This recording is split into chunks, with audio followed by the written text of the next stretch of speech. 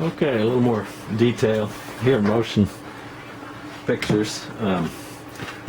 So I've cut these, cut the verticals with the little saw, and then chopped out the waist with a chisel coming in from both sides.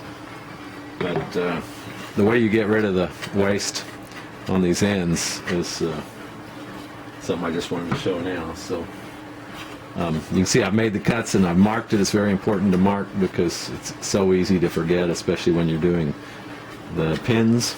These are going to be the tails. You kind of get in the routine and then forget where you're at. So what I'm going to show now is just a little way of doing the waist on the two outsides. I've done one.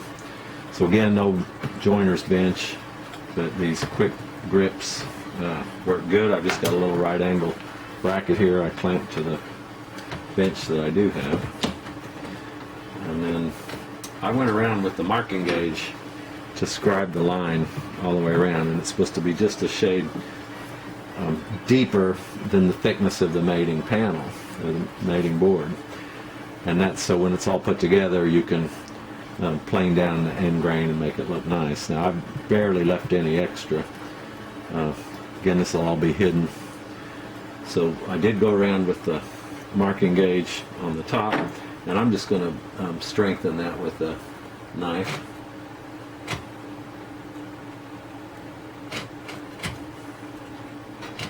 And it's just a little Stanley pocket knife actually, but you can keep it sharp yourself, and these are probably as good a marking gauge as you can get.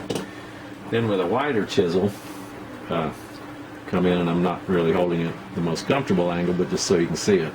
And then you come into your knife with that and flip out that little piece of waste there.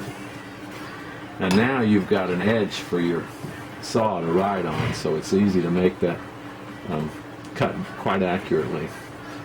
And one of the things I learned the most important thing I learned from that class with Roy Underhill was just to let the weight of the saw and have a very light grip.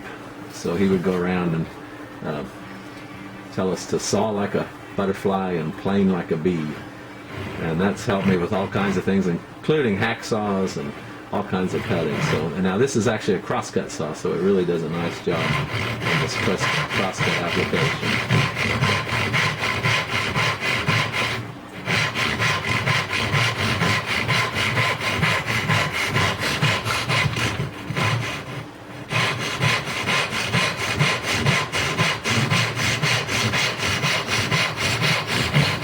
And then you can just listen, and the sound of the wood will tell you when you're about through. So that's it. All right, that's all I wanted to show you.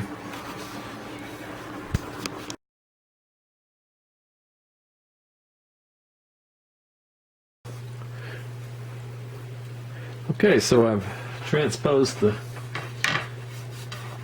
tails onto, in this case, the back of the drawer, and then I've cut down with the knife marks, and then I used a little square to drop those down straight, and then you cut to the inside, and I marked all the waste material. So my sawing's not that accurate, but it's all on the inside, and this wood is so easy to pair with the chisel. It'll be fine. I'm just going to show then how you take this out, or the bulk of it out, with a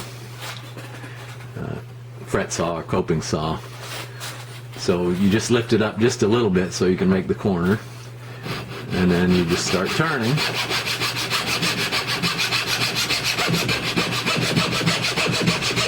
And then kind of change the angle so you can match the angle of your cuts. And then when I've got all those cut out, I'll lay this down on a sacrificial board and pare out to the lines there that I made with the marking gauge.